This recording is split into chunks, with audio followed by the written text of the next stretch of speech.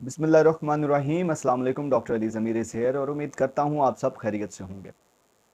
दोस्तों, क्या आप जानते हैं कि पाकिस्तान की आबादी का 6 से 7% हिस्सा इस वक्त थैलीसीमिया का शिकार है।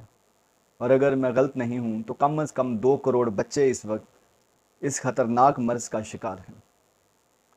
एक बात की खुशी है कि थैलीसीमिया पर मेरे वतन अजीज़ में बहुत काम हो रहा है। मुख्तलिफ सेंटर्स हैं, बहुत से इंस्टीट्यूट्स हैं जो इस पर काम कर रहे हैं, और मैं एक डॉक्टर होने के नाते उन सब का शुक्रगुजार हूँ और उनकी काविश को खराज तहसीन पेश करता हूँ।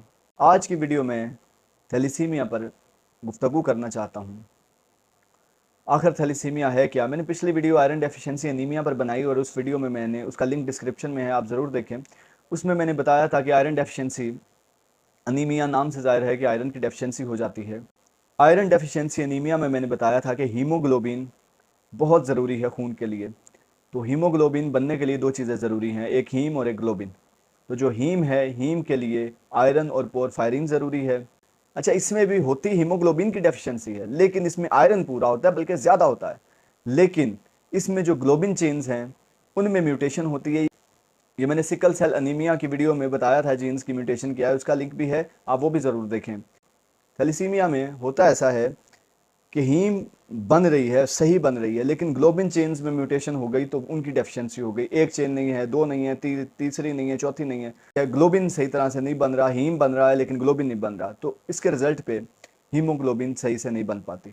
तो लिहाजा ये एक ब्लड डिसऑर्डर है जिसमें हीमोग्लोबिन नॉर्मली प्रोड्यूस नहीं होती, जिसकी वजह से खून की कमी हो जाती है और ये अनीमिया होता है। तो अब ये ग्लोबिन की जो 4 चेन्स हैं ये असल में प्रोटीन चेन्स हैं, अल्फा चेन्स और बीटा चेन्स। तो शुरू में तो ये बच्चा जो है वो, ये बच्चों में बहुत ज़्यादा कॉमन है, तो शुरू में ये बच्चा जो है उसमें माइल्ड से सिम्टम होंगे या सिम्टम नहीं होंगे। माइल्ड टू मॉडरेट स्टेज में जाके अनीमिया के सारे सिम्टम मैंने पहले वीडियो में बताए, दिल की धड़कन तेज़ होगी, सांस मुश्किल होगा, टांगों में दर्द, जिस्म में दर्द, ये सब कुछ तो होगा। उसके साथ इसमें क्या होगा, इसमें माइल्ड टू मॉडरेट सिम्टम्स में ग्रोथ प्रॉब्लम होगी, यानी पेशेंट की ग्रोथ अच्छे से नहीं होगी। प्यूबर्टी डिले होगा, यानी उसमें जो बलूगत है वो देर से होगी। उसके अलावा हड्डियां कमज़ोर होंगी, ऑस्टियोप्रोसिस होगा, यानी कि हड्डियां उसकी इंतहाई कमज़ोर हो जाएंगी। और फिर ये अनीमिया में ये सप्लीन जो है वो एनलार्ज हो जाती है, सप्लीन बड़ी हो जाती है। अब बात करते हैं इसकी डायग्नोसिस की। तो इसकी डायग्नोसिस में सीबीसी करेंगे, उसके अलावा रेटिक्यूलोसाइट काउंट करेंगे, ये इमेच्योर आरबीसीज होते हैं। तो ये आरबीसीज जो हैं ये इनकी तादाद अगर ज़्यादा होगी, इसका मतलब है bone marrow red blood cell properly produce नहीं कर रहा। फिर हीमोग्लोबिन इलेक्ट्रोफोरेसिस करेंगे। अब इसमें हीम तो बन रही है, अब हीम जब बनेगी तो आयरन का लेवल ज़्यादा हो जाएगा। जो आयरन ज़्यादा है वो जिगर को, दिल को और फेफड़ों को और स्प्लीन को बहुत नुकसान पहुंचाता है। अब बात करते हैं इसके इलाज की। तो सबसे पहला इलाज है ब्लड ट्रांसफ्यूजन, यानी खून तब्दील कराना, यानी खून लगवाना। खून की बोतल लगाई जाती, और ये खून जो है हर 3 से 4 महीने बाद उनको खून की बोतलें लगती हैं। फिर ये है कि आयरन चिलेशन करते हैं, जिसमें आयरन जिस्म में जब ज़्यादा होता है तो वो नुकसान देता है, जैसे मैंने पहले बताया है। तो वो आयरन, जो एक्स्ट्रा आयरन है, उसको बॉडी से रिमूव करेंगे। इसका एक ही हल है। और फिर इसमें सबसे ज़्यादा ज़रूरी है कि bone marrow transplantation, bone marrow को ट्रांसप्लांट किया जाता है। बोन मैरो की ट्रांसप्लांटेशन से पेशेंट इंप्रूव कर जाता है। ट्रीटमेंट के बाद आती है मैनेजमेंट। मैनेजमेंट में हमने देखते रहना है, फॉलो अप करना है मरीज़ का, बार बार ये टेस्ट किया जाता है। तो ये बहुत ही एक परेशानी वाली बात है कि ये बच्चे, ग्रोथ नहीं इनकी हो पाती, इन बच्चों में कमज़ोरी होती है, इनमें प्यूबर्टी डिले हो जाती है। अब ये ब्लड की इतनी अशद ज़रूरत है, बहुत ज़्यादा पेशेंट ऐसे थैलेसीमिया के साथ, मैंने जैसे बताया पाकिस्तान में 2 करोड़ कम से कम बच्चे ऐसे होंगे जिनको थैलेसीमिया है। तो उन बच्चों के लिए ज़रूरी है कि उनको वक्त पर उनका ट्रीटमेंट किया जाए। तो लिहाजा आपके अगर कोई करीबी ये ब्लड डोनेशन सेंटर्स हैं तो कोशिश करें कि सदका जारिया समझ के ये ब्लड दे दिया करें। अब बड़ी मिसकॉन्सेप्शंस भी होती हैं कि खून ज़्यादा देने से बंदे का जिस्म फूल जाता है, बंदा मोटा हो जाता है। ऐसा कुछ नहीं होता। रेड ब्लड सेल की लाइफ है 120 दिन। 120 दिन के बाद आपके जिस्म के अंदर खून आप किसी को भी ना दें तो आपके जिस्म के जो अंदर खून है वो वैसे भी ख़त्म हो जाना है। ये ज़हन में रखें, जिस सेल के 120 दिन पूरे होंगे वो डेड हो जाएगा, उसकी जगह नया सेल बनेगा। तो ये अगर किसी के काम आ जाता है तो कोई इसमें बुरी बात नहीं है, लेकिन यह है कि अपने एचबी पहले से ज़रूर चेक करवाएं। अपनी एचबी देख लें, अगर आप में खून पूरा है या ज़्यादा है तो ज़रूर खून देना चाहिए। ये किसी के काम आ जाए तो इससे अच्छी क्या बात है।